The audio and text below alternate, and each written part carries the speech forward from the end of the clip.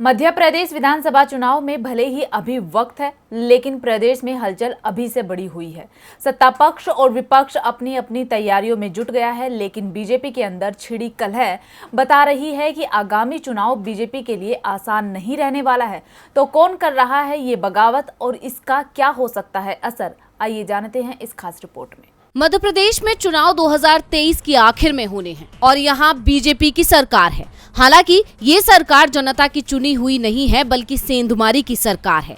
ऐसे में सरकार के लिए 2023 चुनाव जीतना बड़ा टास्क है, क्योंकि वो चुनाव बीजेपी का असली इम्तिहान होगा, क्योंकि फिर जनता तय करेगी उसे किस पार्टी को मध्य प्रदेश सौंपना है। ऐसे में इस चुनाव में पार्टी का मुकाबला विपक्षी पार्टी कांग्रेस से तो है ही, लेकिन इससे भी ज्यादा पार्टी अंदरूनी कलह से भी जूझ रही है। यानी विपक्ष के साथ साथ अपने भी पार्टी को कमजोर कर रहे हैं। और शिवराज के खिलाफ बगावत करने वालों की सूची में सबसे आगे हैं पूर्व सीएम उमा भारती, जो चुनाव नजदीक आते ही सक्रिय राजनीति में आ गई हैं, जिसके पीछे की वजह सीएम पद की चाह ही नजर आ रही है, क्योंकि बीजेपी ने उमा भारती को लगभग साइडलाइन ही कर दिया है। ऐसे में अब उमा भारती सीएम शिवराज को ही निशाने पर लेकर खुद को लाइमलाइट में लाना चाहती है, और इसके लिए वो बार बार किसी न किसी मुद्दे पर शिवराज सिंह चौहान को घेर रही हैं। और पिछले कुछ दिनों से राज्य की शराब नीति को लेकर सरकार पर हमलावर हैं, जिसके चलते उमा भारती ने पार्टी अध्यक्ष जेपी नड्डा को पत्र लिखकर भाजपा शासित राज्य में शराब नीति पर उनके हस्तक्षेप की मांग की।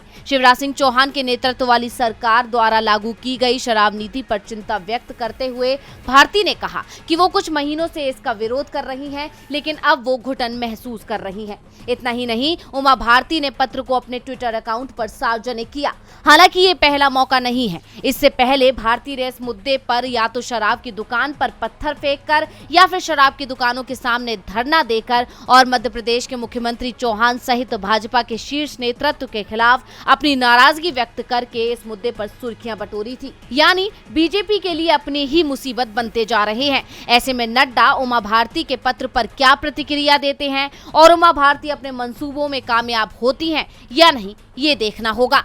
डीवी लाइव की रिपोर्ट।